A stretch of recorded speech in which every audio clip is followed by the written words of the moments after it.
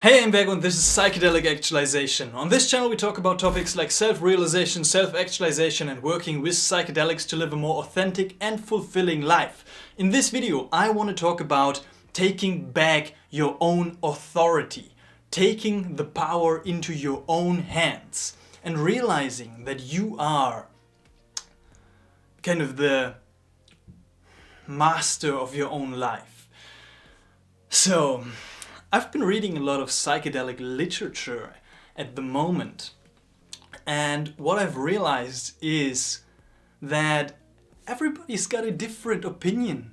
There's like very little consensus about a lot of stuff in the psychedelic community. For example, one guy says, the shamanic path is the only true path, and you can only have a psychedelic experience when you have an experienced shaman by your side. The other one says psychedelic therapy is the only way you can have a proper psychedelic experience. Everything else is dangerous. And the other one says all of this is bullshit and you should have your experiences alone. And everybody has like their own take on the psychedelic journey. And the same goes for spirituality as well. The Buddhists, they talk about emptiness and realizing the pure void. And then other spiritual teachers emphasize the love aspect of spirituality. Other people have more of a scientific approach. And then the Hindus say that we see the expressions of God in all these different manifestations of these deities, and everybody's got their own take on everything. And what I've realized for myself is we shouldn't be just parroting stuff that we've read or heard from other people. We should like trust our own wisdom and our own authority and verify everything that we're reading or hearing from anybody else for ourselves, in our own direct experience, to integrate it into our being, that knowledge, and then express it and live it in our own life. So, for example, with the psychedelic experiences, I've been taking my own path, and like now everything that I'm reading I'm taking with a grain of salt, and I'm kind of comparing it to my own experiences, and I'm just not believing everything that I'm reading, because I am the authority, not whoever has written that book. Even though this guy may have a PhD, or maybe a therapist or psychiatrist, or maybe a shamanic practitioner. As well, in the spiritual sense, like I can read everything, take the information in, and so can you. But you have the power in your hands to decide whether that is in alignment with your resonance and your perspective of reality and your own spirituality and your own psychedelic practice, or if it's not in alignment.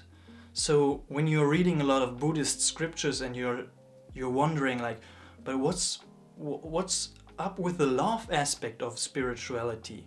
Like I'm in my experience, I'm focusing on the love, and they just talk about the emptiness of everything.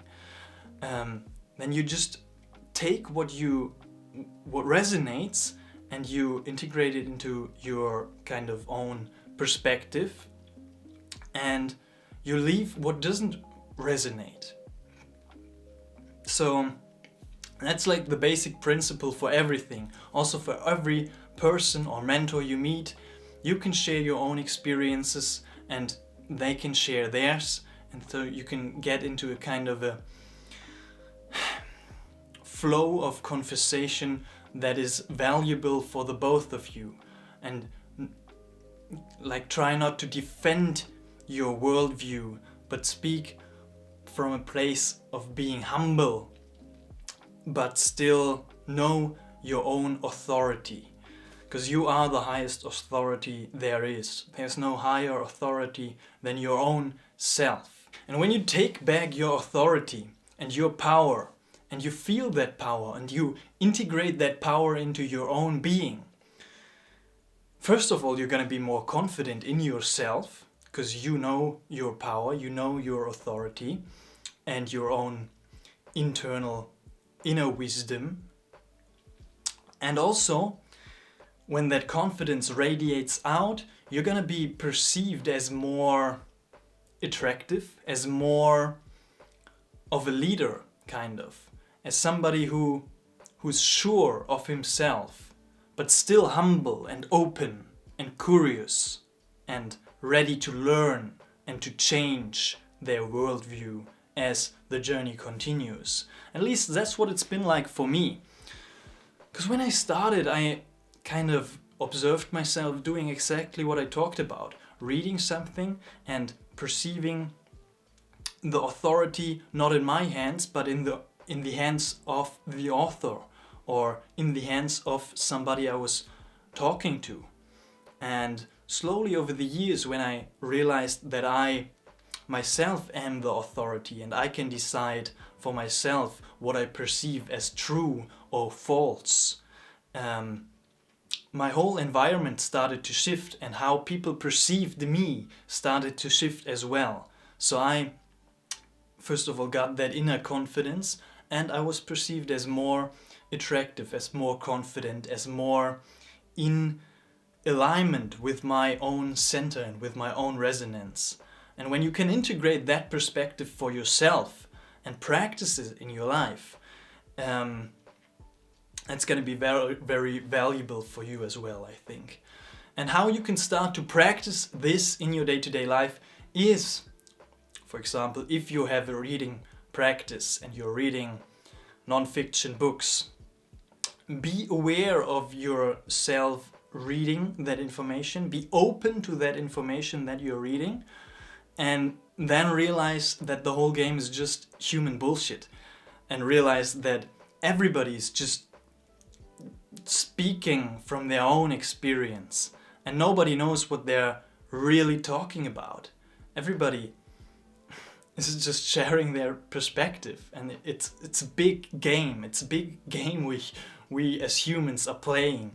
And so you can just practice being aware of that bigger picture view of that whole human bullshit game, kind of. It's a funny game. It's a really funny game, but being aware of that game and like staying in your own center and your own authority is very helpful. And the second part is like, when you bring that out into the world, practice being humble. Still integrate the attitudes of openness, of curiosity, and of humbleness into your being, to be open to learn from anybody, because everybody has something to share and to teach you, and there's value in every conversation or meeting you have with other people. So still be humble and open to learn from anybody, and then take what you perceive as valuable and share carefully what you perceive as your own truth, and don't try to convince anybody of your own truth, because basically you don't know either. I mean, you have some resonance in yourself, but in the end it is a big mystery what we're playing here as humans. So that's just all I wanted to share about today. Thank you very much for watching. If you're interested in more of these topics of talking about psychedelics, about different ideas from different people, and about spirituality, subscribe to the channel right now. You can also follow me on Instagram, Psychedelic Actualization, and you can donate via PayPal. Thank you very much. I love you all, and I will see you in the next one.